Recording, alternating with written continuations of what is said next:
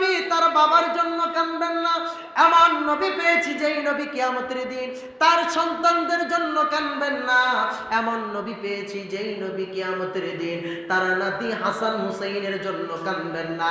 এমন একজন নবী পেয়েছি যে মা বাবা আত্মীয় স্বজন কারোর জন্য কাঁদে না, শুধু রব্বি হাবলি ইয়া উম্মতি ইয়া উম্মতি।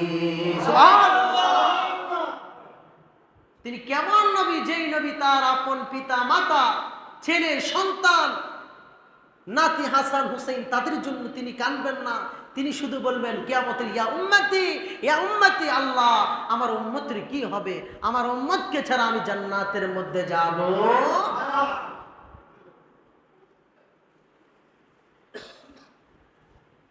আল্লাহ তাআলা কুরআনুল কারীমে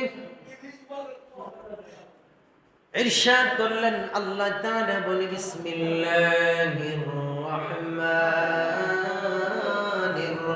রহিম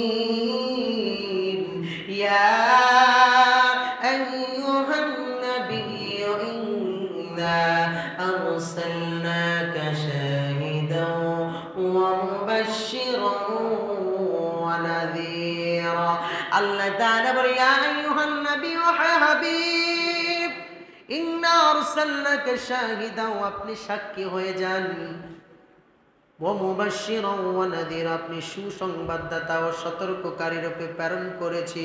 হে হাবিব আপনি সাক্ষী হয়ে যান, আমি আল্লাহ আপনাকে দুনিয়ার মধ্যে সুসংবাদদাতা এবং সতর্ককারী রূপে দুনিয়ার মধ্যে প্রেরণ করেছি। ওয়া দাঈয়ান ইলাল্লাহি বিইذনিহি ওয়া সিরাজাম মুনীরা, এবং আল্লাহর আদেশ ক্রমে তার দিকে আহ্বানকারী রূপে এবং উজ্জ্বল প্রতীক রূপে। এই আয়াতে কারিমা আল্লাহ তাআলা তার হাবিবকে সিরাজুম মুনীর অর্থাৎ নূরের প্রদীপ বলেছেন। কোরআন ও সুন্নাহ অনুযায়ী নবীজি হলেন আল্লাহ পাকের নূর। আর আল্লাহ তাআলা ইরশাদ করেছেন, আমি আমার বন্ধুকে নূর দ্বারা সৃষ্টি করেছি। সুবহানাল্লাহ। তাহলে যারা বলে নবী আমাদের মতো মানুষ, তারা আজও কি তারা নবীর প্রকৃত উম্মত হতে পেরেছে? নবী কি আমাদের মতো? এ কথা বলেন, নবী কি আমাদের মতো? আর আমরা কি? আল্লাহ বাশারিয়াতে শুরুতে পাঠিয়েছেন, কিন্তু নবীকে মানুষ বলা যাবে না, আমাদের মতো মানুষ বলা যাবে না। কিছু কিছু জালেম আছে তারা বলে নবী আমাদের বড় ভাই। নাউজুবিল্লাহ। নবীর কত সম্মান, কত প্রায়োরিটি, কত ইজ্জত, কত মর্তবা। যেই নবীর শান ও মান আমরা আলোচনা করতে থাকবো, কিন্তু আমরা আলোচনা করে শেষ করতে পারবো না, গণনা করে শেষ করতে পারবো না। কিছু মুনাফিকের দল আমার নবীকে নিয়ে কটূক্তি করে বাংলার জমিন আছে কিনা? না। হযরত জাবের রাদিয়াল্লাহু তাআলা হতে বর্ণিত, তিনি বলেন, আমি হুজুর পাক সাল্লাল্লাহু আলাইহি সাল্লামকে বললাম, ইয়া রাসূলুল্লাহ নবীজি, আমার পিতামাতা আপনার জন্য কুরবানি হোক, আপনি আমাকে জানিয়ে দিন ইয়া রাসূলুল্লাহ নবী গো, আমি জানতে চাই আল্লাহ তাআলা সর্বপ্রথম কোন জিনিসটা সৃষ্টি করেছে? সুবহানাল্লাহ। কে বলছেন? নবীর সাহাবী হযরত জাবের রাদিয়াল্লাহু তাআলা বলে, ইয়া রাসূলুল্লাহ আমার পিতামাতা আপনার জন্য কুরবানি হোক, ইয়া রাসূলুল্লাহ আমি জানতে চাই আল্লাহ তাআলা সর্বপ্রথম কোন জিনিসটি সৃষ্টি করেছেন? আল্লাহর হাবিব সাল্লাল্লাহু আলাইহি ওয়াসাল্লাম তিনি বলেন, হে জাবের, নিশ্চয়ই আল্লাহ পাক সর্বপ্রথম সব কিছুর পূর্বে তার নিজ নূর হতে তোমার নবীর নূরকে সৃষ্টি করেছেন। অসংখ্য দলিল রয়েছে নবী যে নূর, কথা বলেন ঠিক কিনা? কিন্তু আমাদের মধ্যে আমরা মুসলমান, কিন্তু আমার নবীকে নূরুন নবী আমরা বলি না, কথা বলেন ঠিক কিনা? অসংখ্য দলিল রয়েছে। আল্লাহর নবী বলে, হে জাবির, নিশ্চয় আল্লাহ পাক সর্বপ্রথম সব কিছুর পূর্বে তার নিজ নূর হতে তোমার নবীর নূরকে সৃষ্টি করেছেন। অতঃপর সেই নূর আল্লাহ পাক ওনার ইচ্ছা অনুযায়ী কুদরতের মাঝে রেখেছিলেন।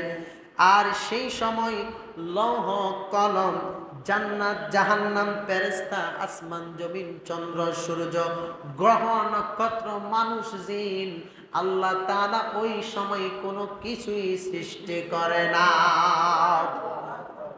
হাদিস গ্রন্থ মুসনাদে আহমদের লেখক আহমদ বিন হাম্বল, মুসনাদে আহমদের আগের হাদিস গ্রন্থ মুসনাদে আব্দুর রাজ্জাক বারি আব্দুর রাজ্জাক রহমাতুল্লাহ আলাইহি সম্পর্কে আহমদ বিন হাম্বল রাহিমাহুল্লাহ তিনি বলেন, আহমদ ইবনে সানি রহমাতুল্লাহ আলাইহি বলে, আমি একবার আহমদ বিন হাম্বল রহমাতুল্লাহ আলাইহিকে জিজ্ঞেস করলাম, আপনি হাদিস শাস্ত্রে আব্দুর রাজ্জাক রহমাতুল্লাহ আলাইহি থেকে নির্ভরযোগ্য আর কাউকে পেয়েছেন?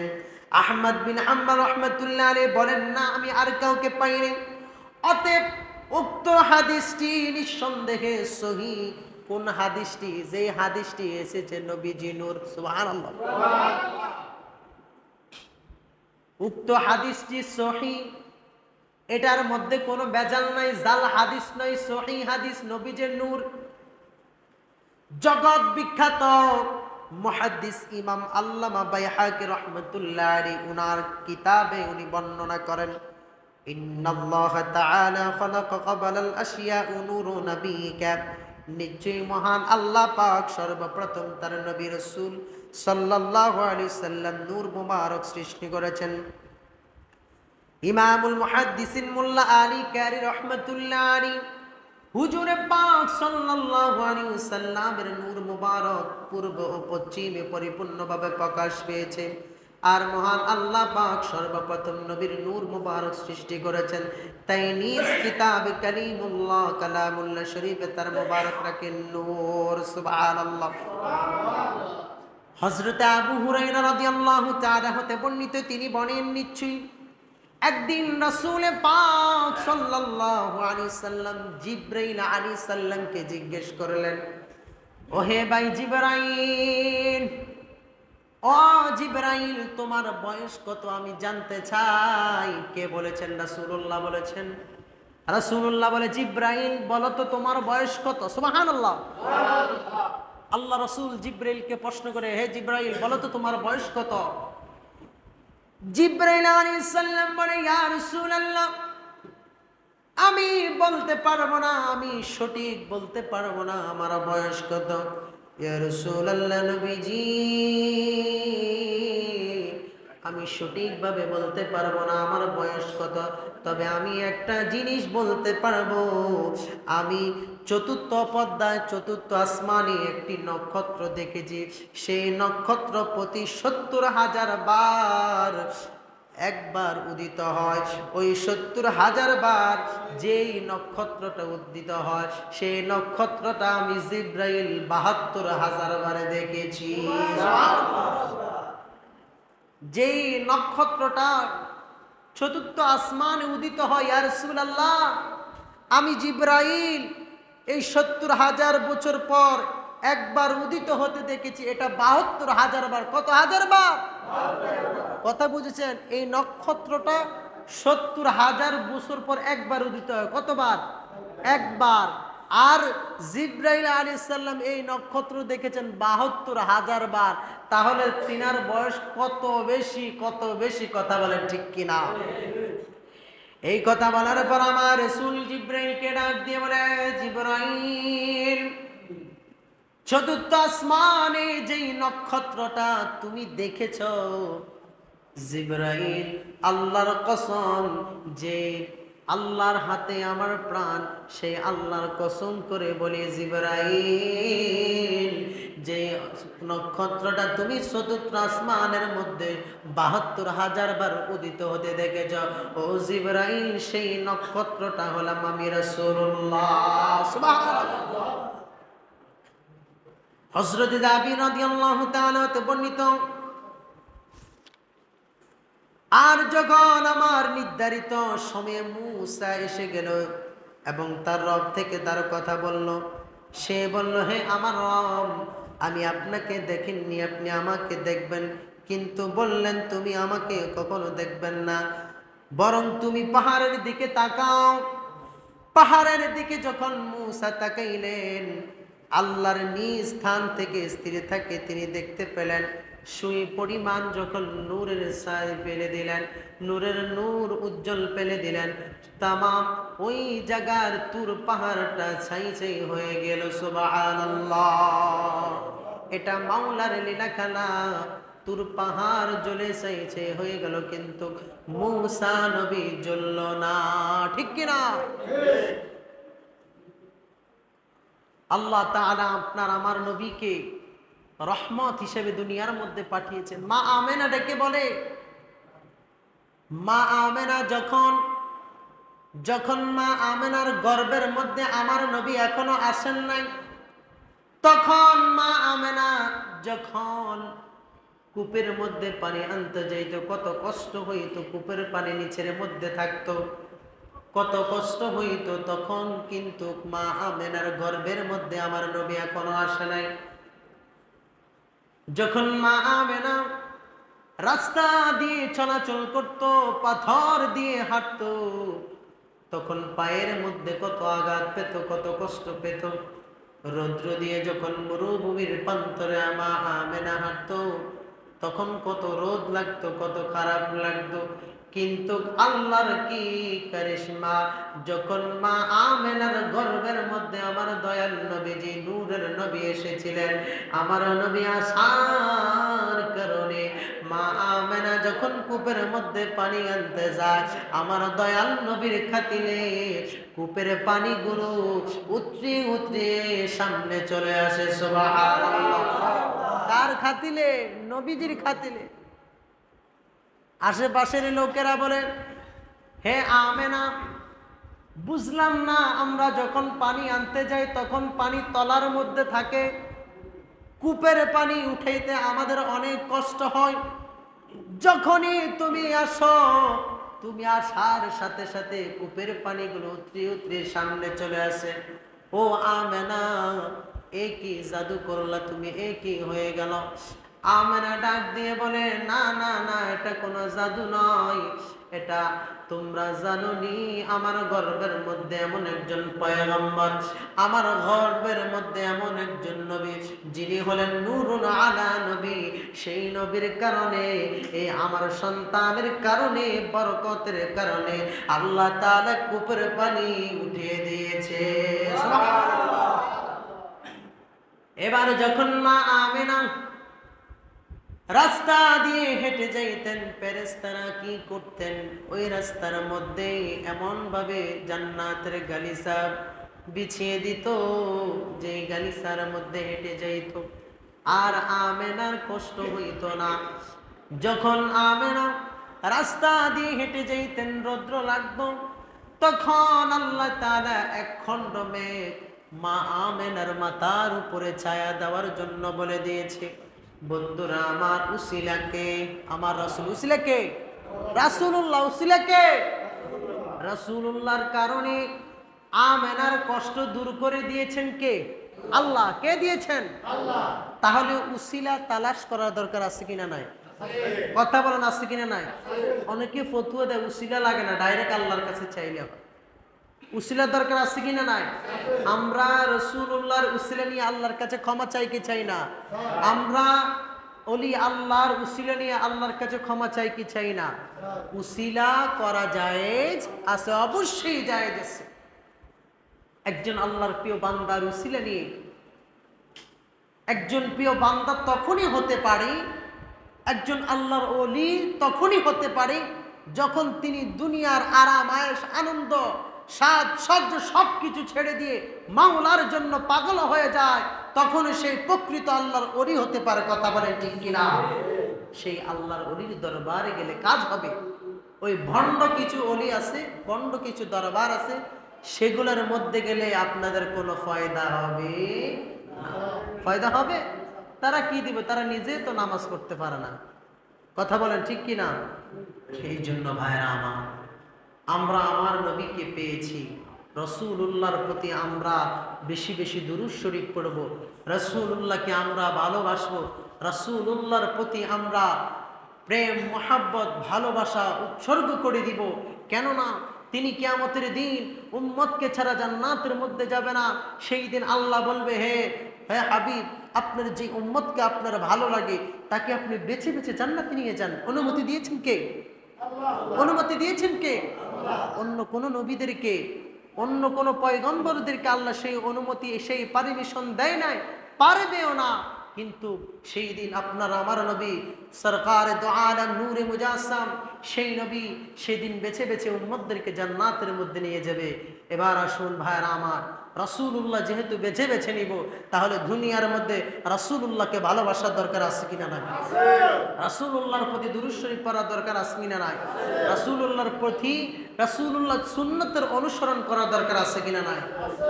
ভাইরা আমার, আমরা এই দুনিয়ার মধ্যে কষ্ট করব, এই দুনিয়ার মধ্যে যত কষ্ট করবেন, খোদার কসম মৃত্যুর পর আপনার কবরের মধ্যে এত শান্তি পাবেন যেটা দুনিয়ার নিয়ামতের চাইতে হাজার হাজার গুণ বেশি। কথা বলেন ঠিক কিনা? আপনার জান্নাতের মধ্যে যখন যাইবেন, আপনার ফল খাইতে মন চাইল, ফল, আঙ্গুর ফল, কত রকমের যে ফল রয়েছে কিতাবের মধ্যে পাওয়া যায়। আপনি শুধু মনে মনে ভাবছেন, আহ যদি এই ফলটা খেতে পারতেন, শুধু মনে মনে ভাবছেন। আপনার অন্তরের খবর জানে কে? কথা বলেন, অন্তরের খবর জানে কে? আল্লাহ তাআলা ফেরেশতাদের মাধ্যমে আপনার কাছে ফল পাঠিয়ে দিবে। আপনার খেতে কষ্ট হবে, আপনাকে জুস বানিয়ে দেবে। করবে কে? ফেরেশতারা। আল্লাহ মানুষদেরকে আল্লাহর ইবাদত করার জন্য বাধ্য করে নাই। কি করে নাই? বাধ্য করে নাই যে তোমরা করতেই হবে। আল্লাহ ছেড়ে দিয়েছে। ছাড় দিবেন? আল্লাহ ছাড় দিবেন? অবশ্যই আপনাকে পাকড়াও করবে। চন্দ্র, সূর্য, গাছপালা সবকিছু আল্লাহর কথা শুনে, তারা আল্লাহর কথা শুনতে বাধ্য। আল্লাহর কথা শুনতে তারা কি বাধ্য? আল্লাহ প্রতিদিন সূর্যকে বলে, হে সূর্য তুমি পূর্ব দিকে উঠো। সূর্যের কি ক্ষমতা আছে সে পশ্চিম দিকে উঠার? কথা বলেন, আছে? কিন্তু দেখেন, আল্লাহ আমাদেরকে বলেছে আমরা নামাজ পড়তে, আমরা নামাজ পড়ি না। আমরা অবাধ্য করি নাই? কথা বলেন, অবাধ্য করেছি? তারপরে তো আল্লাহ আমাদের রিজিক বন্ধ করে? আল্লাহ বান্দাকে ইবাদত করার জন্য বাধ্য করে নাই, ছেড়ে দিয়েছে। ফারিকুন ফিল জান্নাতি ওয়া ফারিকুন ফিস সাঈর। দুইটি রাস্তা রয়েছে, একটি হলো জান্নাতের আর একটি হলো জাহান্নামের। তুমি কি জান্নাতের রাস্তায় যেতে চাও নাকি জাহান্নামের রাস্তায় যেতে চাও? তোমাকে বিবেক দিয়েছি, তুমি সেই বিবেককে খাটাও। তোমাকে দুনিয়ার মধ্যে পরীক্ষা করার জন্য পাঠিয়েছি, তুমি দুনিয়ার মধ্যে কি করবা এটা তুমি নিজেই জানো। কথা বলেন ঠিক কিনা? আল্লাহ মানুষকে তার ইবাদত করার জন্য বাধ্য করে না। যদি ঠিকই বাধ্য করত, তাহলে আল্লাহর কথা শুনে আল্লাহ যে নামাজ পড়তে গেছে আমরা নামাজই পড়তাম, কিন্তু আল্লাহ বাধ্য করে। সেই জন্য ভাইয়েরা আমার, আমরা এই দুনিয়ার মধ্যে এসেছি, আমরা দুনিয়ার মধ্যে যত কষ্ট করব, যত ত্যাগ স্বীকার করব, যত পরিশ্রম করব, ওই কবরের মধ্যে তোরা আরাম আয়েশ পাবো। সুবহানাল্লাহ। জান্নাত আছে, এটা আমরা বিশ্বাস করি কি করি না? জাহান্নাম আছে বিশ্বাস করি, হাসর আছে বিশ্বাস করি, মিজান হবে বিশ্বাস করি, ফুলসিরাত হবে বিশ্বাস করি, কিয়ামত হবে বিশ্বাস করি। অবশ্যই আমরা বিশ্বাস করি। বিন্দু পরিমাণ যদি সন্দেহ থাকে তাহলে আমাদের ঈমান থাকবে না। দুনিয়াতে একটু কষ্ট করেন, জানি প্রতিনিয়ত আল্লাহর বান্দাদেরকে শয়তান ওয়াসওয়াসা দেয়। ওয়াসওয়াসা দেওয়ার পরও আপনি আল্লাহর কাছে ক্ষমা চান। আমরা আদম সন্তান, আদম নবীও ভুল করেছেন। কথা বলে ঠিক কিনা? তিনি একজন পয়গম্বর, আল্লাহর নবী, তিনিও কি করেছেন? ভুল করেছেন। আর আমরা তো সামান্য মানুষ, শয়তানও আমাদেরকে ওয়াসওয়াসা দেয়। তো ওয়াসওয়াসা দিলেই আমরা সাথে সাথে আল্লাহর কাছে ফিরে যাব, আল্লাহকে ডাকবো, আল্লাহকে স্মরণ করব, আল্লাহর কাছে ক্ষমা চাইব। ভাইরা আমার, ওয়াজ আর দিগ্রহিত করব না। আমি আপনাদের কাছে বলতে চাই, পৃথিবীর মধ্যে, দুনিয়ার মধ্যে যত ত্যাগ স্বীকার করবেন, যত পরিশ্রম করবেন, যত কষ্ট করবেন, কবরের মধ্যে তত শান্তি পাবেন, তত আরাম পাবেন, তত শান্তি আপনি পাবেন। যা চাইবেন কবরের মধ্যে, জান্নাতের মধ্যে আল্লাহ তাআলা আপনার জন্য রেডি করে রাখবে। কথা বলেন ঠিক কিনা? দুনিয়ার মধ্যে কি খান? সব ফরমালিন যুক্ত খাবার খান। জান্নাতি খাবার হুর গেলে মানে আপনার জন্য আল্লাহ রেডি করে রাখবে। কিতাবের মধ্যে পাওয়া যায়। এই যে 80, 90, 100 বছরের মানুষ মারা যায়, তাদেরকে যখন জান্নাতের মধ্যে দিবে 28 বছর 33 বছর বয়সের যুবক বানিয়ে দিবে। তাদের জন্য 70,000 হুর গেলেমান থাকবে। এত সুন্দর হুর গেলেমান, এত সুন্দর নারী, যাদের দিকে তাকাইলে তাদের শরীরের দেহের হাড্ডিগুলা পর্যন্ত দেখা যায়, এত সুন্দর। আমরা দুনিয়ার নারীর দিকে তাকাইলে আমরা চোখ ফিরাইতে পারি না। যখন আপনি জান্নাতের মধ্যে যাবেন, সেই 70,000 হুর গেলেমান আপনার সেবা করবে, আপনি যা বলবেন তাই শুনবে। সেই জন্য কি করতে হবে? দুনিয়ার মধ্যে ত্যাগ স্বীকার করতে হবে, দুনিয়ার মধ্যে কষ্ট করতে হবে। আমরা জানি আমরা কেউ দুনিয়ার মধ্যে থাকবো না, জানি কি না? আমরা জানি আমরা সকলে দুনিয়ার মধ্যে থাকবো না, কিন্তু শয়তানে আমাদেরকে বলিয়ে ফেলে। সামাজিক কারণে, সংসারের কারণে, বিভিন্ন দায় জামালা আমরা আল্লাহর ইবাদত, আল্লাহ থেকে গাফিল হয়ে গিয়েছি, দূরে সরে গিয়েছি। তারপরও আমরা আমাদের নফসের সাথে আমরা জুলুম করতেছি। আমরা যুদ্ধ করব শয়তানের সাথে, রাজি আছি কিনা? না, আমরা শয়তানের সাথে কি করব? যুদ্ধ করব। শয়তান যদি বলে যাও অন্যের এই হকটা নষ্ট করো, এটা কিন্তু তখন আপনার মেমোরির মধ্যে কাজ করবে, আপনি ইচ্ছাকৃতভাবে তখন যাইবেন। শয়তান তো ওয়াসওয়াসা দিবে, আপনিও কিছুটা শামিল হয়ে যাবেন। তখনই আপনি একটু ভাববেন যে আমি যে এই কাজটা করতেছি এটা কি ভালো হবে? হয়তো একটু আমি শান্তি পাবো, আরাম পাবো, হয়তো একটু সুখ পাবো, কিন্তু এই সুখটা যে আরেকজনের জন্য কষ্টকর হচ্ছে, এই সুখটা যে আরেকজনের ক্ষতি হচ্ছে, এটাও তো আমার জানার দরকার আছে কিনা। ভাইরা আমার, হয়তো আপনি দুনিয়ার মধ্যে বেঁচে যেতে পারেন, হয়তো আপনি দুনিয়ার মধ্যে বাঁচতে পারেন। ফামান ইয়ামাল মিসকাল যাররাতিন শাররান ইয়ারা, যেদিন আল্লাহ যাররা যাররা হিসাব নেবে, হাতের হিসাব নেবে, পায়ের হিসাব নেবে, চোখের হিসাব নেবে, পায়ের হিসাব নেবে, শরীরের দেহার প্রত্যেকটা অঙ্গের হিসাব যেদিন আল্লাহ নেবে, সেই দিন আপনাকে অবশ্যই, আপনি বলা লাগবে না, শরীরের প্রত্যেকটা অঙ্গ প্রত্যঙ্গ তার জবান খুলে যাবে। সে বলবে আল্লাহ এই হাত দিয়ে সে আমাকে এই কাজ করেছে, এই চোখ দিয়ে সে আমাকে এই কাজ করেছে, এই জবান দিয়ে সে আমাকে এই কাজ করিয়েছে। সেই দিন আপনার শরীরের অঙ্গ প্রত্যঙ্গ আপনার নামে বিচারে দিবে। সেই জন্য আমরা এখনো সময় আছে, আমরা ভালো হয়ে যাই। অতীতে যত গুনাহ করেছেন তাওবা করে আল্লাহর কাছে ক্ষমা চাইলে খোদা কি কসম আপনার অতীত জীবনের গুনাহগুলো মাফ করে দিবে কে? এই বিশ্বাস আছে? আল্লাহ সুবহানাহু ওয়া তাআলা আমাদের সকলকে আল্লাহর খাঁটি গোলাম হিসেবে কবুল করে সকলে বলেন আমিন।